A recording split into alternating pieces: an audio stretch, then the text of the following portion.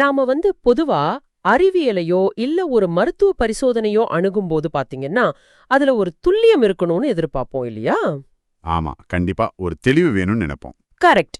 அதாவது ஒரு கட்டிடத்தோட வரைபடம் மாதிரியோ இல்ல ஒரு எலும்பு முறிவை காட்டுற எக்ஸ்ரே மாதிரியோ எல்லாமே ரொம்ப தெளிவா கருப்பு வெள்ளையா இருக்கணும்னு நம்ம விரும்புவோம். இதோ இதுதான் பிரச்சனை அப்படின்னு அறிவியல் சுட்டி காட்டுற அந்த துல்லியம் நமக்கு ஒரு வித ஆறுதலை தருது. அது ரொம்ப இயல்பான ஒரு எதிர்பார்ப்பு தான். ஏன்னா விஷயங்களை வகைப்படுத்துறதும் அதற்கான காரணங்களை நம்ம கண்களால நேரடியா பார்க்கறதும் ஒரு சாதாரண மனித இயல்பு. அறிவியலோட அந்த துல்லியம் நமக்கு இந்த உலகத்தை பத்தின ஒரு தெளிவான கட்டுப்பாட்டை தருது அப்படின்னு நம்ம நம்புறோம். ஆமா. ஆனா நாம இந்த பழங்கால ஆன்மீக மற்றும் தத்துவ உலகத்துக்குள்ள நுழையும் போது அந்த எக்ஸ்ரே இயந்திரம் காணாம போயிடுது. நாம முற்றிலும் வித்தியாசமான ஒரு களத்துல நிக்கிறோம். நிஜமா ரொம்ப வித்தியாசமான களம் அது. அங்க பாத்தீங்கன்னா எல்லாமே கவிதையாகவும் ஒரு உருவகங்களாகவும் ரொம்ப ஆழமான மர்மங்களாகவும் நமக்கு தோணுது. ஆனா நாம வெறுமனே இது ஒரு கவிதை அப்படின்னு நினைச்சு கடந்து போற அந்த வரிகளுக்குள்ளயும் இந்த உலகத்தோட மிகச்சிறந்த உயிரியல் வகைப்பாடும் பிரபஞ்சத்தோட ரகசியங்களும் ஒளிஞ்சிருக்கு அப்படின்னு சொன்னா நீங்க நம்புவீங்களா? கேட்கவே ரொம்ப ஆச்சரியமா இருக்கு. கண்டிப்பா. நமது நேர்களுக்கான இன்றைய இந்த ஆழமான ஆய்வுக்கு உங்களை வரவேற்கிறோம். இன்னைக்கு நாம அப்படி ஒரு பிரமிக்க வைக்கிற மூலப்பிரதியை தான் ஆராய போறோம். 19ஆம் நூற்றாண்டுல வள்ளலார் எழுதிய அருட்பெருஞ்சோதி அகவல்ல இருக்கிற சில குறிப்பிட்ட வரிகள் தான் நம்மளோட இன்றைய பேசுபொருள். அந்த அகவல் முழுவதுமே பாத்தீங்கன்னா ஒரு மாபெரும் பொக்கிஷம் தான். ஆனா இன்னைக்கு நம்ம பார்க்க போற அந்த குறிப்பிட்ட பகுதி வெறுமனே பக்தி இலக்கியம் அப்படிங்கிற வட்டத்தை தாண்டி நிக்குது. வாவ், அப்படியா? அதுல அப்படி என்ன விசேஷம் இருக்கு? அதாவது ஒரு மாபெரும் பேரொளி, அந்த அருட்பெருஞ்சோதி எப்படி இந்த பிரபஞ்சத்தோட உள்ளேயும் வெளியேயும் ஊடுருவி ஒரு கண்ணுக்கு தெரியாத நுண்ணுயிரி முதல் ஒரு பிரம்மாண்டமான விலங்குகள் வரை அனைத்தையும் உருவாக்குது அப்படிங்கறத விளக்குற ஒரு அற்புதமான உயிரியல் மற்றும் தத்துவ வரைபடம் அது. சரி, இத ஒரு தத்துவ படிக்கட்டு போல நாம கற்பனை செஞ்சுப்போம். ஒவ்வொரு படியாக நாம ஏறி புரிஞ்சுக்கலாம். முதல் பகுதி அகமும் புறமும், அதாவது உள்ளேயும் வெளியேயும் நடக்கிற படைப்போட ரகசிய வடிவமைப்பு. கரெக்ட், சரியா சொன்னீங்க. மூலப்பிரதி எப்படி தொடங்குதுன்னா, அகப்புற பூவக அருட்பெருஞ்சோதி, புறவுரு பியற்றிட அருட்பெருஞ்சோதி, அகத்திடை வகுத்த அருட்பெருஞ்சோதி அப்படின்னு தொடங்கி தொடர்ந்து புறப்புற பூவதில் புறப்புற உருப்புற அறத்திடை வகுத்த அருட்பெருஞ்சோதி அப்படின்னு முடியுது. ஆமா. இது கேட்கறதுக்கு ஒரு தியான மந்திரம் போல இருக்கு. ஆனா அகம் புறம் அப்படின்னு மாறி மாறி வருது பாத்தீங்களா? இத நாம எப்படி புரிஞ்சுக்கிறது? எனக்கு இது ஏதோ ஒரு பெரிய இயந்திரத்தோட வடிவமைப்பு மாதிரி தோணுது. இயந்திரம் அப்படிங்கறத விட இத ஒரு கணினி மின்பொருளோட கட்டமைப்போட நம்ம ஒப்பிட்டு பார்க்கலாம். ஓ, ஒரு சாஃப்ட்வேர் மாதிரியா? ஆமா, ஒரு சாஃப்ட்வேர் எப்படி வேலை செய்யுது அப்படின்னு யோசிச்சு பாருங்க. இப்போ நீங்க உங்க மொபைல் போன்ல ஒரு ஆப் ஓபன் பண்றீங்க. திரையில பாத்தீங்கன்னா அழகான நிறங்கள், பட்டன்கள், படங்கள் எல்லாம் தெரியுது இல்லையா? அதை நாம புறம் அப்படின்னு சொல்லலாம். ஓகே, புரியுது.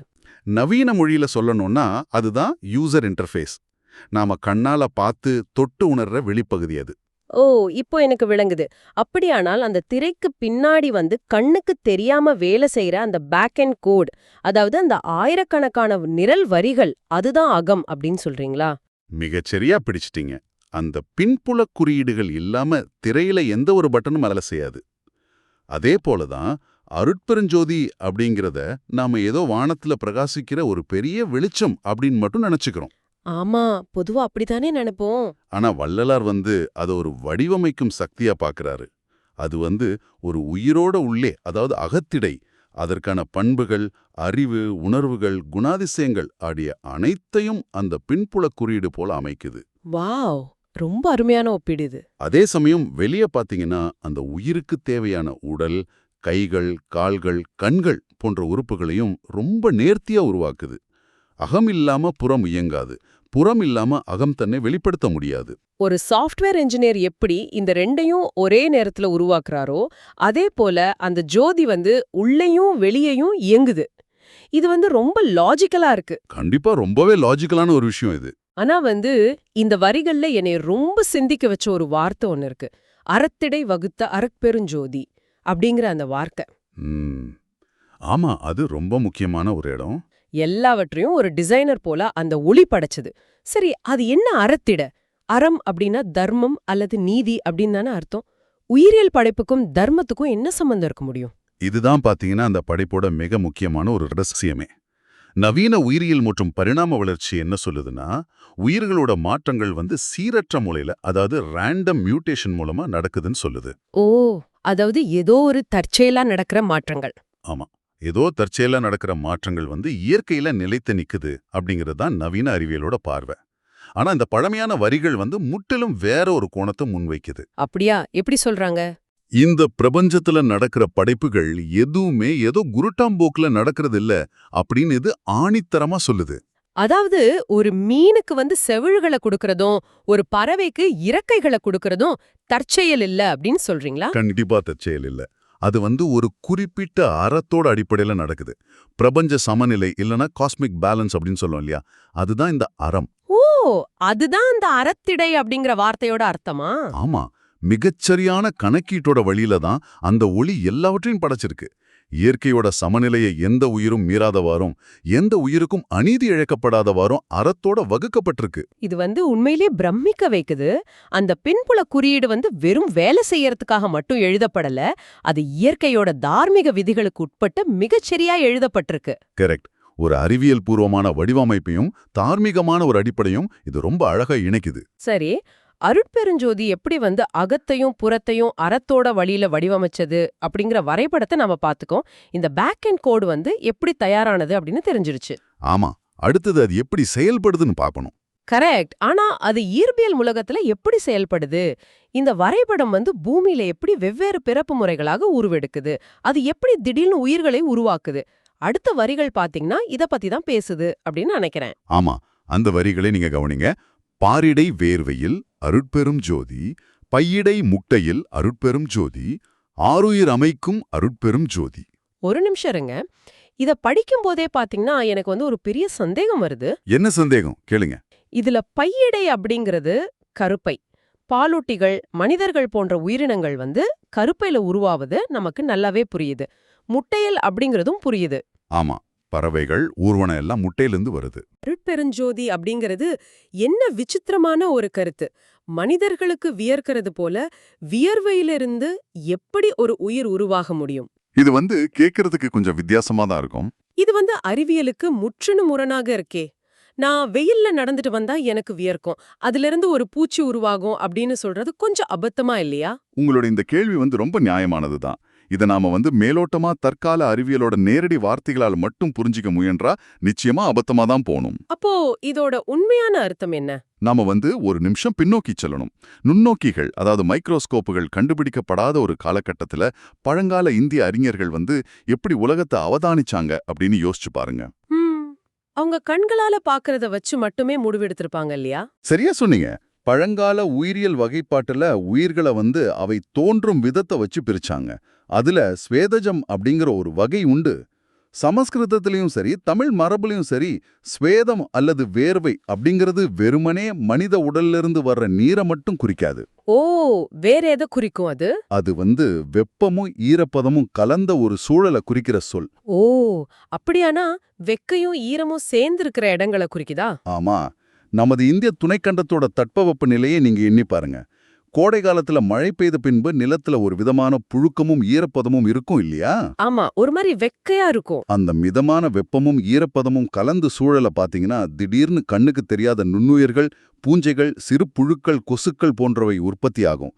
இத அவங்க மிக கூர்மையா கவனிச்சிருக்காங்க. வாவ்! அதாவது அவங்க நுண்ணுயிரியல் மைக்ரோபயாலஜிய பத்தி பேசிட்டு இருக்காங்க. ஆமா, அதேதான். ஆனா அது விளக்குறதுக்கு நவீன வார்த்தைகள் இல்லாததால அந்த சூழலை வேர்வை அப்படின்னு உருவகப்படுத்தியிருக்காங்க. அதுதான் உண்மை. பூமி எங்கும் பரவி இருக்கிற அந்த ஈரப்பதமும் வெப்பமும் கலந்த சூழல்ல உருவாகிற நுண்ணுயிர்களைத்தான் வேர்வையில் தோன்றுவன அப்படின்னு குறிப்பிட்டாங்க. இன்னைக்கு அறிவியல் இத நுண்ணுயிரியல் அடிப்படையில விளக்குது. அடடே, அதேதான் வள்ளலார் பாரிடை வேர்வையில் அப்படின்னு குறிப்பிடுறாரு. ஆமா, ஆக நுண்ணுயிர்கள், பறவைகள் மற்றும் ஊர்வன, அப்புறம் பாலூட்டிகள் என முழு உயிரியல் தோற்றத்தையும் வெறும் சில வார்த்தைகள்ல அவர் எவ்வளவு நுட்பமா வகைப்படுத்திட்டாரு பாருங்க. இது எனக்கு பெரும் ஆச்சரியத்தை தருது. முட்டையிடும் உயிரினங்கள், குட்டி போடும் உயிரினங்கள் அப்படிங்கிறது நமக்கு தெரியும். ஆனா அதோட நுண்ணுயிரிகளையும் ஒரு தனி பிறப்பு வகையா சேர்த்திருக்கிறது பழங்கால அறிவோட ஆழத்தை காட்டுது. கண்டிப்பா, இது ரொம்ப ஆழமான ஒரு பார்வை. ஆறு உயிர் அப்படின்னா விலை மதிப்பற்ற உயிர் அப்படின்னு தானே அர்த்தம்? இது ஒரு மிக முக்கியமான தத்துவ திருப்பம் பாத்தீங்களா? ஒரு நுண்ணுயிரியோ இல்ல ஒரு பறவையோ இல்ல கருப்பையில வளர்ற மனித குழந்தையோ எல்லாமே அந்த ஒளிக்கு ஆறு உயிர் தான். அதாவது எல்லாமே விலைமதிப்பற்ற உயிர்கள் தான் அப்படிங்கிறீங்களா? ஆமா. வேர்வையில தோன்ற ஒரு சிறிய பூஞ்சையை விட கருப்பையில புறக்கிற மனிதன் மேலானவன் அப்படிங்கிற எந்த ஒரு பாகுபாடும் அந்த படைக்கும் சக்திக்கு கிடையவே கிடையாது. இது கேட்கவே ரொம்ப நெகிழ்ச்சியா இருக்கே. அந்த 3 விதமான தோற்றங்களோட வழியாகவும் உயிர்களை அமைப்பது அந்த ஒரே அருட்பெருஞ்சோதி தான். எந்த பிறப்பும் உயர்ந்ததும் இல்ல தாழ்ந்ததும் இல்ல அப்படிங்கிற ஒரு மாபெரும் பிரபஞ்ச ஒருமைப்பாட்டை இந்த ஒற்றை வார்த்தை நிலைநிறுத்துது. நீங்க சொல்ல சொல்ல இயற்கையோட மீது நமக்கு இருக்கிற பார்வையே மாறுது. அதுதான் இந்த வரிகளோட உண்மையான சக்தி. சரி, உயிர்கள் எப்படி பிறக்குது, அந்த பின்புல குறியீடு எப்படி வெவ்வேறு வழிகள்ல இந்த பூமிக்கு உயிர்களை கொண்டு வருது அப்படிங்கறத நாம பார்த்துட்டோம். அப்படி பிறந்த உயிர்கள் இந்த பூமியில எப்படி இயங்குது? ஆமா, அது அடுத்ததா பார்க்கணும். ஒரு முறை பிறந்த பிறகு அந்த உயிரினம் உலகத்தை எப்படி அணுகுது அப்படிங்கறத அடுத்த வரிகள் விரிவா பேசுது. அந்த வரிகள் ஊர்வன, பரப்பன, அருட்பெருஞ்சோதி, உருவன, நடப்பன, அருட்பெருஞ்சோதி, ஆர்வுற வகுத்த அருட்பெருஞ்சோதி என்பவை. இந்த வரிகளை கேட்கும்போது நமக்கு என்ன தோணுது? இது வெறும் ஒரு பட்டியல் போல தோணலாம். ஆமா, ஊர்ந்து செல்ற உயிரினங்கள், பறக்கிற உயிரினங்கள், நடக்கிற விலங்குகள், மனுஷர்கள் அப்படின்னு ஒரு சாதாரண வகைப்பாடு போலதான் எனக்கும் தோணுது. ஆனா இதுக்குள்ள இருக்கிற உளவியல் மற்றும் தத்துவ பரிமாணம் மிகப்பெரியது. அது என்ன பரிமாணம்? ஏன்னா முன்பு பிறக்கிற முறைய வச்சு ஒரு வகைப்பாடு செஞ்சாங்க, இப்போ இயங்குற முறைய வச்சு இன்னொரு வகைப்பாடு செஞ்சிருக்காங்க அப்படிங்கறது மட்டும் தானே நமக்கு புரியுது. அந்த ஜோதி ஏன் உயிர்களை இப்படி வெவ்வேறு இயக்கங்களாக பிரிக்கணும்? ஆமா, அதான் ஏன் கேள்வியும். ஏன் அப்படி பிரிக்கணும்? ஏன்னா ஒரு உயிரியோட இயக்கம் அப்படிங்கிறது அது இந்த உலகத்தோட எப்படி தொடர்பு கொள்ளுது அப்படிங்கறத தீர்மானிக்குது. ஒரு பறவை இந்த உலகத்தை வானத்திலிருந்து பாக்குது. அதனுடைய வெளிப்பரப்பு ஒரு முப்பரிமாண வெளியாகும். ஓகே, புரியுது. அதே ஒரு பாம்பு பாத்தீங்கன்னா இந்த உலகத்தை நிலத்தோட நிலமா உரசிப்படி உணருது. அதோட உலகம் முழுக்க அதிர்வுகளால் ஆனது. ஒரு மனிதன் நிமிர்ந்து நின்று உலக அணுகிறான். நம்ம ஆரம்பத்துல அந்த சாஃப்ட்வேர் உதாரணத்தை பேசணும் இல்லையா? ஆமா, அகம் அப்படிங்கிறது குறியீடு, புறம் அப்படிங்கிறது யூசர் இன்டர்ஃபேஸ் அப்படின்னு நம்ம பேசணும். அந்த உதாரணத்தை இங்கும் பொருத்தி பாட்டலாம். இந்த ஒவ்வொரு இயக்கமும் அந்தந்த உயிர்களுக்கு கொடுக்கப்பட்ட ஒரு தனித்துவமான யூசர் இன்டர்ஃபேஸ். வாவ், என்ன ஒரு சிந்தனை இது! பூமி அந்த காதரும் இயங்கிறத்தோட அந்த உயிர் எப்படி உரையாட போகுது அப்படிங்கிறத அதோட இயக்கம் தான் முடிவு செய்யுது. ஊர்வதும் பறப்பதும் நடப்பதும் வெறுமனே ஒரு உடல் சார்ந்த செயல்கள் மட்டும் அல்ல, அவை பிரபஞ்சத்தை உணர்ற வெவ்வேறு கருவிகள். ரொம்ப அருமையான விளக்கம் இது. ஆனா இந்த வரிகளோட முடிவுல ஒரு பிரம்மாண்டமான வார்த்தை காத்திருக்கு. ஆர்வுற வகுத்த அருட்பெருஞ்சோதி. ஆமா, ஆர்வுற. முன்பு நாம அறத்திடை வகுத்த அப்படின்னு பார்த்தோம். அதாவது தர்மத்தோட அடிப்படையில படைக்கப்பட்டிருக்கு அப்படின்னு. இப்போ ஆர்வுற வகுத்த அப்படின்னா என்ன அர்த்தம்? ஆர்வுற அப்படிங்கிற வார்த்தைக்குள்ள மிகப்பெரிய ஆழம் இருக்கு. ஆர்வு அப்படின்னா முழுமை, நிறைவு மற்றும் பேரன்பு அப்படின்னு அர்த்தம். ஓ, முழுமை மற்றும் பேரன்பு. எந்த ஒரு குறையும் இல்லாம முழுமையான அன்போடும் நேர்த்தியோடும் இந்த உயிரினங்கள் வகைப்படுத்தப்பட்டிருக்கு அப்படிங்கிறது தான் இதோட பொருள். இது ஏன் இவ்வளவு முக்கியம் தெரியுமா? ஏன் சொல்லுங்க. பொதுவா மனிதர்களாகிய நாம பரிணாம வளர்ச்சியை ஒரு ஏணிப்படியாக பார்க்க பழகிட்டோம். ஆமா, பரிணாம வளர்ச்சி படத்தை பார்த்தாலே முதல்ல ஒரு மீன், அப்புறம் ஒரு குரங்கு, அதன் பிறகு மனிதன் நிமிர்ந்து நடக்கிறது போலத்தானே இருக்கும். கரெக்ட். மனிதர்கள் நாம அந்த ஏணியோட உச்சியில இருக்கோம் அப்படின்னும், ஊர்வன மற்றும் புழுக்கள் எல்லாம் ஏணியோட அடியில இருக்கு அப்படின்னு நினைச்சு நமக்கு நாமே பெருமைப்பட்டு கொள்கிறோம். நான் தான் பரிணாமத்தோட உச்சகட்ட படைப்பு அப்படிங்கிற ஒரு கர்வம் மனித குலத்துக்கு எப்போதுமே உண்டு. அந்த கருவத்தை, அந்த மனிதமைய சிந்தனையத்தான் வள்ளலார் இந்த ஆர்வுற அப்படிங்கிற ஒரு வார்த்தையோட மூலம் தரைமட்டமாக்குறாரு. ஓ, அப்படியா? பறக்கிற பறவையிலையும் ஊர்ற புழுவிலையும் நடக்கிற மனிதனிலையும் இருப்பதும் அதே ஒரு அருட்பெருஞ்சோதி தான். அந்த ஜோதி மனிதனை படைக்கும்போது அதிக அன்போடும் ஒரு புழுவை படைக்கும்போது குறைந்த அன்போடும் படைக்கல. வாவ், ரொம்ப ஆழமான கருத்து இது. ஒரு பாம்பை ஊறும்படியாக படைச்சதுல எவ்வளவு முழுமையும் நேர்த்தியும் இருக்கோ அதே அளவு முழுமையும் நேர்த்தியும் தான் மனிதனை நடக்கும்படி படைச்சதுலயும் இருக்கு. அனைத்தையும் ஆர்வுற, அதாவது எந்த ஒரு ஏற்றத்தாழ்வும் இல்லாம முழுமையான நிறைவோடும் அன்போடும் வகுத்திருக்கு. இது சாதாரண விஷயம் இல்ல. மனிதன் தன்னைத்தானே உலகத்தோட மையமா நினைச்சுக்கிட்டு இருக்கிற ஒரு சமூகத்துல ஒரு புழுவும் நீயும் சமமான பேரன்பினால படைக்கப்பட்டவர்கள் அப்படின்னு சொல்றது ஒரு மிகப்பெரிய தத்துவ புரட்சி. ஆமா, ரொம்ப பெரிய புரட்சி தான் அது. நீ இது கூறுவதை கேட்கும்போது இது வெறும் ஆன்மீகம் மட்டும் இல்ல, இது ஆழமான அறிவியல், உயிரியல் மற்றும் அறவியல் பார்வை அப்படிங்கிறது ரொம்ப தெளிவா புரியுது. அதுதான் இந்த அருட்பெருஞ்சோதி அகவல்ல ஒளிந்துள்ள ரகசிய தத்துவ படிக்கட்டுகள். இந்த படிக்கட்டுகள்ல ஏறிச் செல்ல செல்ல பிரபஞ்சத்தை பத்தின நம் புரிதல் விரிவடைந்து கொண்டே போகுது. கண்டிப்பா. அகத்துக்கும் புறத்துக்கும் உள்ள அந்த மென்பொருள் போன்ற தொடர்பு, ஈரப்பதத்துல தோன்ற நுண்ணுயிரி முதல் கருப்பையில தோன்ற மனிதன் வரையிலான பிறப்போட ரகசியம், ஊறுவது முதல் நடப்பது வரையிலான இயக்கத்தோட முழுமை என அனைத்தையும் இந்த சில வரிகள் தன்னுள் அடக்கியிருக்கு. ரொம்ப ஆழமானது. அறிவியல் நமக்கு உயிர்கள் எப்படி இயங்குது அப்படிங்கிற எந்திரத்தனமான விளக்கத்தை தருது.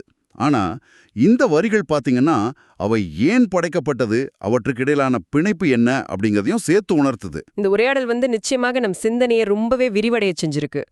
நேயர்களே, நீங்க இதை கேட்டுட்டு இருக்கும்போது உங்களுக்கு ஏன் இது முக்கியம் அப்படின்னு ஒரு வேளை தோணலாம். ஆமா, அது இயல்பான கேள்விதானே. நாளைக்கு நீங்க வழக்கம் போல உங்க வீட்டை விட்டு வெளியே நடக்கும்போது வானத்துல சுதந்திரமா பறக்கிற ஒரு பறவைய பார்த்தாலோ, இல்ல தரையில ஊர்ந்து செல்லுற ஒரு சிறிய எறும்ப கண்டாலோ, அத வெறுமனே ஒரு விலங்காகவோ பூச்சியாகவோ மட்டும் இனி பார்க்க மாட்டீங்க. கண்டிப்பா பார்க்க மாட்டாங்க. உங்களுள் எந்த சக்தி இயங்குதோ, உங்களை எது அகமற்றும் புறமா தர்மத்தோட வழியில வடிவமைச்சதோ, அதே அருட்பெருஞ்சோதியோட பின்புல குறியீடு தான் அந்த சிறிய உயிரினத்தோட இயக்கத்திற்கும் காரணம் அப்படிங்கறத நீங்க உணர்வீங்க. ரொம்ப சிறப்பா சொல்லிங்க. அதுவும் உங்களை போலவே அதே அளவு பேரன்போடு தான் படைக்கப்பட்டிருக்கு அப்படிங்கிற புரிதல் உங்களுக்கு வரும். இந்த அறிதல் உங்கள் உலக பார்வைய, நீங்க சக உயிர்களை பார்க்கிற விதத்தை முற்றிலும் மாற்றக்கூடியது. இது வெறும் ஒரு தத்துவ புரிதல் அல்ல, இது இயற்கையோட நம்ம கொள்ளும் ஒரு புதிய உறவு. ஆமா, இது ஒரு புதிய பார்வை. நமது தொடக்க கேள்விக்கே நம்ம மீண்டும் வருவோம். ஒரு எக்ஸ்ரே இயந்திரம் ஒரு எலும்பு முறிவை மட்டும் காட்டலாம். ஆனா அது ஏன் முறிஞ்சது, அந்த உடலோட வலி என்ன அப்படிங்கறத அது சொல்லாது. கரெக்ட், சொல்லாது. ஆனா இந்த பழங்கால வரிகள் பாத்தீங்கன்னா படைப்போட கட்டமைப்பு மட்டும் இல்லாம அதோட பின்னாடி இருக்கிற அறத்தையும் அன்பையும் நமக்கு ரொம்ப துல்லியமாக காட்டுது. அதுதான் இதோட சிறப்பு. இது நம்ம ஒரு மிக முக்கியமான ரொம்ப ஆழமான கேள்வியோட விட்டு செல்லுது. நேர்களே, நாம பல சமயங்கள்ல நமது பழங்கால பிரதிகளை வெறும் பக்தி இலக்கியங்கள் என்றோ இல்ல பாமரர்களுக்கான கவிதைகள் என்றோ ரொம்ப எளிதா புறக்கணிச்சுட்டு கடந்து போயிடுறோம். ஆமா, நிறைய நடக்குது இது. ஆனா அந்த வரிகளுக்குள்ள இன்னைக்கு நாம வியந்து பாக்குற நுண்ணுயிரியலும் பரிணாம வகைப்பாடும் மனித கர்வத்தை உடைக்கிற தத்துவமும் இவ்ளோ நேர்த்தியா புதைஞ்சு கிடக்குது. அப்படியானால் வாசிக்கப்படாம அறிவியல் பூர்வமாக புரிந்து கொள்ளப்படாம இன்னும் எத்தனை பிரபஞ்ச ரகசியங்கள் நமது பழங்கால ஓலைச்சுவடிகளிலும் பாடல்களிலும் நமக்காக காத்திருக்கோம். சற்றே யோசிச்சு பாருங்க. மீண்டும் ஒரு பிரமிக்க வைக்கிற விழிவான தேடல்ல சந்திப்போம்.